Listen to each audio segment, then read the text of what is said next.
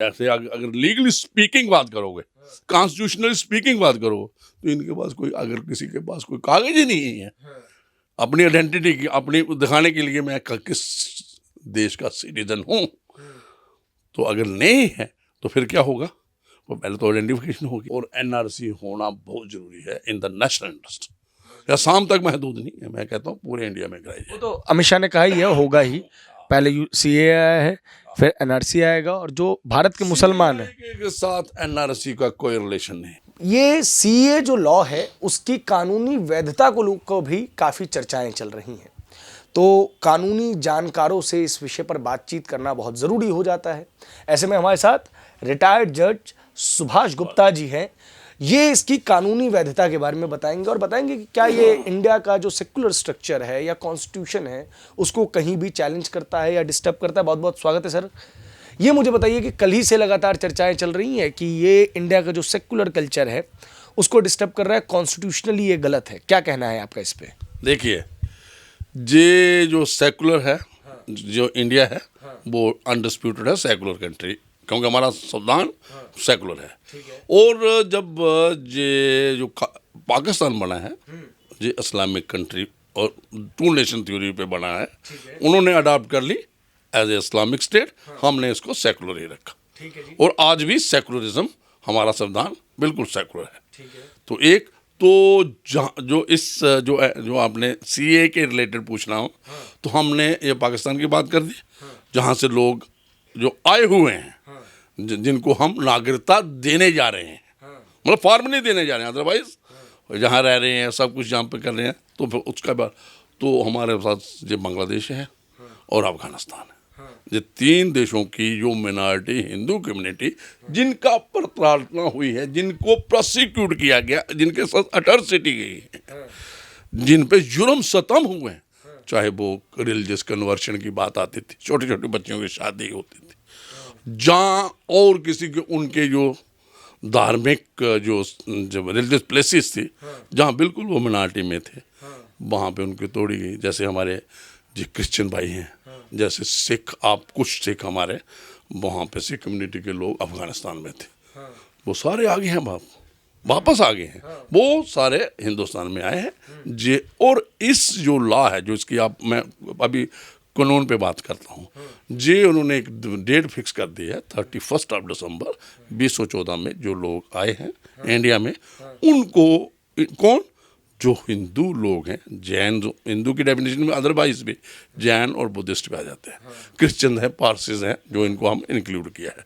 जो वाकई ही बुद्धिस्ट हैं, वाकई ही मिनॉरिटी में हैं, जो 3 इस्लामिक कंट्रीज हैं जो डिजाइनिंग हमारे हैं। तो ये भी एक रिकॉर्डेड है, इस पर बहुत रिसर्च बड़ा, ये आज का नहीं है कि ये मोदी गवर्नमेंट ने इंट्रोड्यूस किया, ये पहले से ही प्रक्रिया, मैंने पहले भी एक इंटरव्यू उसमें भी ये बात की थी कि भाई ये प्रक्रिया, ये जो है, ये लोग काफ़ी देर से जहाँ पे बैठे हुए हैं, जैसे आपने कहा दिल्ली के मंजू टीला में है जहाँ, तो एक तो इनको ये इंटाइटलमेंट है। 2 बातें हैं, एक तो लोग इनको ये जो एनआरसी के साथ जोड़ते हैं, नेशनल रजिस्ट्रेशन, जो उसके साथ, मैं कहता हूँ सीए का उसके साथ कोई लेना देना नहीं, वो असम की गिनना है कि आप रजिस्टर कराओ। तो मैं यहाँ तक आ जाता हूँ, जैसे हम ये है कि भाई एक अगर कोई किसकी कोई आइडेंटिफिकेशन, कोई रिकॉर्ड ही नहीं है जिस बंदे का, मैं एनआरसी के साथ जोड़ रहा हूँ अभी इस बात, उसको पता ही नहीं कि मैं कहाँ का हूँ। उन्होंने क्या कहा, रजिस्टर कौन होंगे, जिनके पास डॉक्यूमेंट होगा, आइडेंटिटी होगी। जो अगर कोई कहता है कि मैं 10-100 साल से यहाँ रह रहा हूँ, तो he must have a proof.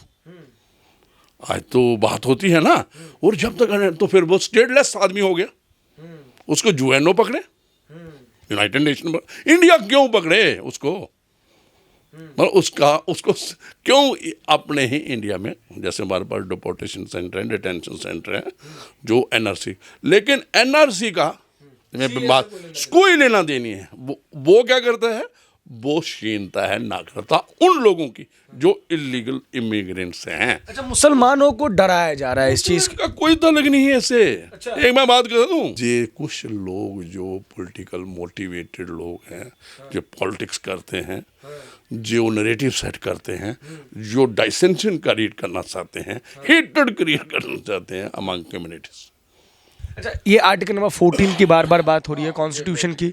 अब मुझे बताइए, आप चूंकि रिटायर्ड जज रहे हैं, आपने पूरे कॉन्स्टिट्यूशन को पढ़ा है, क्या इसको वायलेट करता है ये कहीं से भी? बिल्कुल नहीं करता। मैंने पहले भी बात की है इस पे। देखिए आर्टिकल 14 क्या है, equality before law and equal protection of law. लेकिन ये एब्सोल्यूट राइट नहीं है, इसमें भी क्लासिफिकेशन है। जैसे हम रिजर्वेशन देते हैं ना, रिजर्वेशन, पॉलिटिकल रिजर्वेशन दे रहे हैं वो, तो फिर इक्वालिटी वहाँ कहाँ गई? रिजर्वेशन है ना। तो ये वाले भी हम एक स्पेशल राइट्स दे रहे हैं। और राइट जो फंडामेंटल राइट है, जो कॉन्स्टिट्यूशन राइट है, रिस्ट्रिक्टेड है, एब्सोल्यूट नहीं हो सकता। जैसे मैंने किया, इक्वालिटी है अगर उसको ज़रूरत है, जिसकी प्रताड़ना हुई है, जो प्रोसिक्यूट हुआ है, जो अपने घर आना चाहता है, तो उसको अगर आप नहीं आने देंगे तो मुस्लिम जो आप, मैं एक और आगे बात करूंगा, इसमें कुछ बात नहीं है। एक क्लासिफिकेशन होती है हमारे, रैशनल क्लासिफिकेशन अचीव करना है हमने। क्या अचीव करना है? ऑब्जेक्टिव है हमारा, वो होती है। और ये एक जिस कॉन्स्टिट्यूशन में और सब different supreme court of India की जजमेंट्स आ चुकी हैं कि भाई अगर आप रैशनल क्लासिफिकेशन करते हो इंटेलिजेंस बेस पे, इंटेलिजेंस, इसको एक टर्म दी गई है इंटेलिजेंशिया डिफरेंशिया, कि अगर इंटेलिजेंट तौर पे क्लासिफिकेशन, जैसे हमने कहा कि भाई ये लोग जो आए हैं तो ये चाहते हैं कि आपने मुस्लिम क्यों नहीं किया, ये ऐड सभी आपने सिर्फ हिंदू नॉन मुस्लिम रखे हैं। भाई मुस्लिम हैज नॉट बीन एडेड, मैं आगे और बात करूँगा। देखिए एक कम्युनिटी होती है, वहाँ से लोग आए हुए हैं, तो कोई डिमांड आई as a group, as a community, ये लोग कहते हैं कि शिया को नहीं दी है, हज़ारा को नहीं है, वो भी विक्टिम है पाकिस्तान में। जैसे शिया हैं, जहाँ हज़ारा हैं, जहाँ अहमदिया हैं, भाई let there be demand, let there be, कोई आए तो सही। जहाँ का मुस्लिम को क्या तकलीफ है? अगर इनको इक्वालिटी किसको देनी है? इक्वालिटी वो लोग जो आ रहे हैं, इनको तो आगे सिटीजनशिप है। जो लोग मुस्लिम जहाँ पे हैं उनका कोई सिटीजनशिप उनको छीननी थोड़ी ले ली हमने। किनकी? जो आगे मुस्लिम है वो सिटीजन है, इनको हमने दी है। हाँ, इनके साथ जो इनकी क्लास में आते हैं, अगर वहाँ से अहमदी आना चाहें, हज़ारा आना चाहे, कोई भी आना चाहे, अफगान, एक और आ जाओ आगे। जो आपको पता है ये 1955 का सिटीजनशिप एक्ट है ना। तो इसमें एक प्रक्रिया है कि सिटीजनशिप, और ये कॉन्स्टिट्यूशन ऑफ इंडिया के नीचे बना हुआ है, आर्टिकल रेफरेंस है, उसके नीचे ही स्टैट्यूटरी प्रोविजन बनते हैं। इसमें स्पेसिफिक सेक्शन है कि कोई भी नागरिकता हिंदुस्तान की, कौन पहले सिटीजन है, और अगर किसी ने एक्वायर करनी है, लेनी है, उसकी भी एक प्रक्रिया है। 11 साल का कुछ पीरियड है, अगर कोई कंफर्टेबल रहता है, नौकरी करता है, या कुछ और भी एक प्रोविजन है वो उसमें है, अगर है तो वो नागरिक बन सकते हैं। अच्छा, एक ये कोई भी नागरिक अटेन कर सकता है, एक्वायर कर सकता है सिटीजन इंडिया। एक दूसरा आ जाएगा, कई बार हम असाइलम देते हैं, असाइलम देते हैं पॉलिटिकल, आपने देखा होगा पॉलिटिकल असाइलम होती है।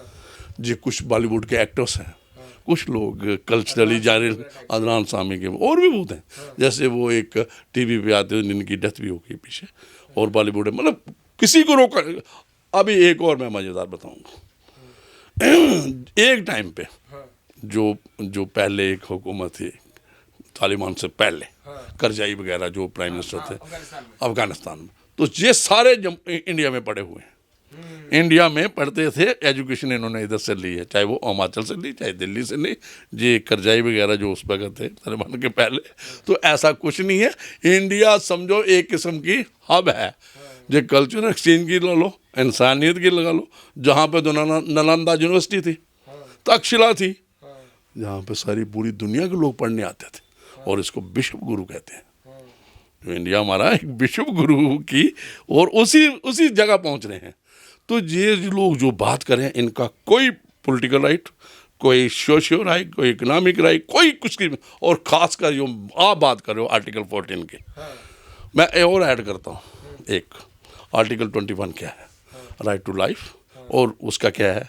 Right to life, dignified life, जो नॉन सिटीजन को भी मिलती है, एक और सिटीजन को मिलती है। फॉर एग्जाम्पल ये लोग आ रहे हैं जो प्रोसिक्यूशन का स्टार, अभी मैं इनको मुकाबला करूंगा आपका जो 14 का आर्टिकल है, जो यहाँ का हिंदू है, जो सिटीजन यहाँ मुस्लिम है, क्रिश्चियन है, जो यहाँ पे है, उसको अगर एम्प्लॉयमेंट लेनी है, जहाँ कोई काम कर उसको मिलती है, तो इनको छुपे छुपे काम करना पड़ेगा। उनको जो लोग हमारे यहाँ पे आ चुके, हम इनको इनका क्यों नहीं इनको ऊपर ले जाएंगे?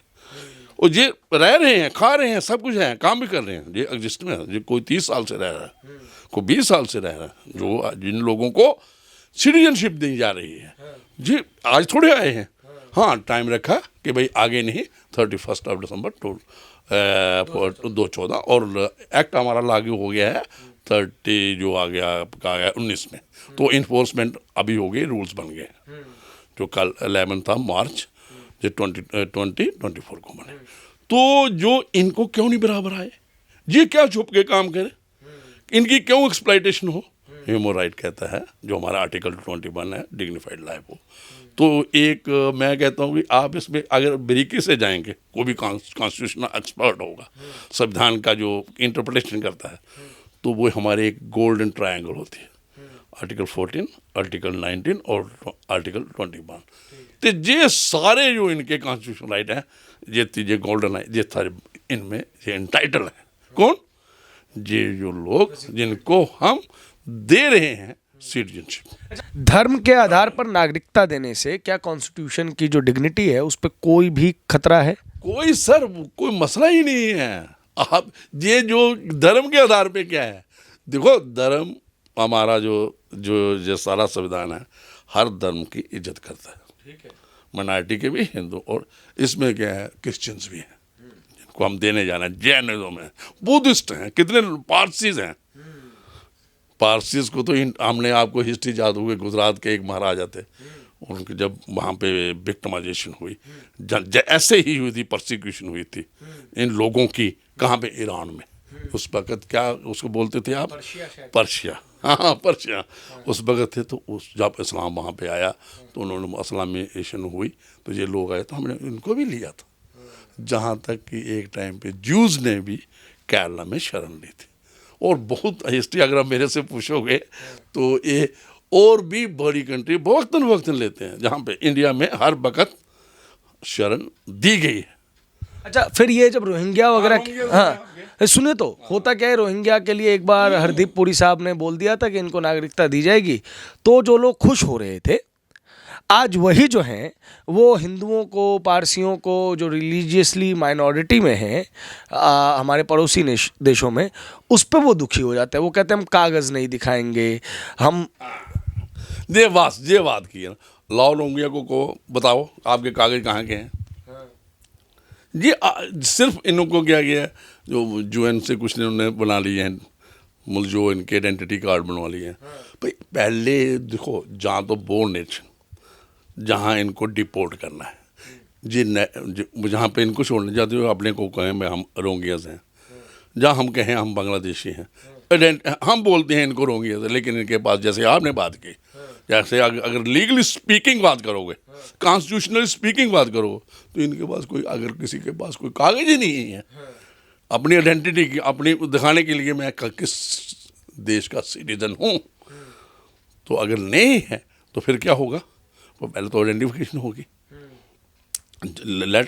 जो स्टेटलेस लोग होते हैं, जिनकी कोई कंट्री नहीं है, तो जुए ने देखे, उसके लिए जो भी प्रक्रिया है, मैकेनिज्म है, डेवलप करें उनको। ये थोड़ा है कि आप उनको जम्मू कश्मीर में भेज दोगे लाखों की तादाद में, किसी और इलाके में भेज दोगे, तो इससे देश की यूनिटी, इंटेग्रिटी, सॉवरेनिटी का खतरा भी होता है, क्योंकि ये लोग जो वहाँ से आए हैं। और एक और मैं हिस्ट्री अगर आपको पूरी उधेड़ोगे, तो ये आज जो कहते हैं रोहिंग्यास, रखाइन जो वहाँ का प्रदेश था, जहाँ पे बड़े पीसफुल लोग हैं बुद्धिस्ट, म्यांमार में, मतलब एक वो यही लोग जो बंगाल के थे, वहाँ के लोगों को, जो आप अगर इसको पूरा देखोगे कि ये रोहिंग्यास क्या थे, इन्होंने वहाँ पे उनको एक्सप्लॉइट किया, जैसे और पाकिस्तान कश्मीर वालों को कर रहा है, उनसे उस बदरोह करवाया, फिर वहाँ से निकले। तो लेकिन हर एक आदमी है, एक कंट्री है, उसमें तो law and order, tranquility, peace तो चाहिए ना। कोई भी वो नहीं चाहेगा कि जहाँ पे रोज़, जैसे एक टाइम पे हमारे कुछ जो कश्मीर के हिस्से थे, वहाँ पे टेररिज्म होता था, टेररिस्ट एक्टिविटी होती थी, मिलिटेंट अपनी मोनोपोली बना लेते थे, पैरेलल गवर्नमेंट बना लेते थे, जैसे कुछ माओ ग्रुप हमारे दूसरी झारखंड स्टेट में, उड़ीसा में दूसरे हैं।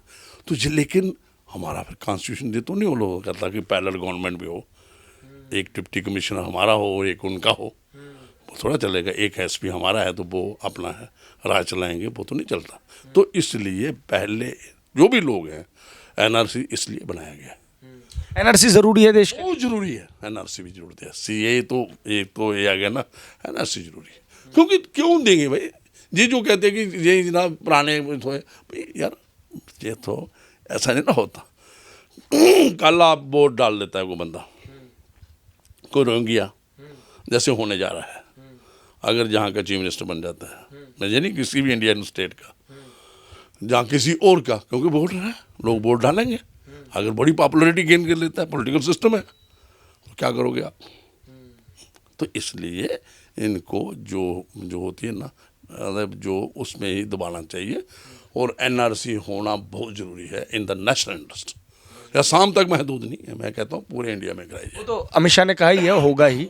पहले सीए आया है, फिर एनआरसी आएगा, और जो भारत के मुसलमान हैं के साथ एनआरसी का कोई रिलेशन नहीं, कोई रिलेशन नहीं, इसमें कोई किसी की नागरिकता छीनी नहीं जाएगी, दी जाएगी। ये तो भारतीयों के लिए बना ही कानून है। बस। ये तो बाहरी, वो मैंने जहाँ कहा कि मुस्लिम जो जहाँ का है उसका तो राइट कोई इफेक्ट ही नहीं हुआ। चलिए मुझको एक सवाल का और जवाब दीजिए।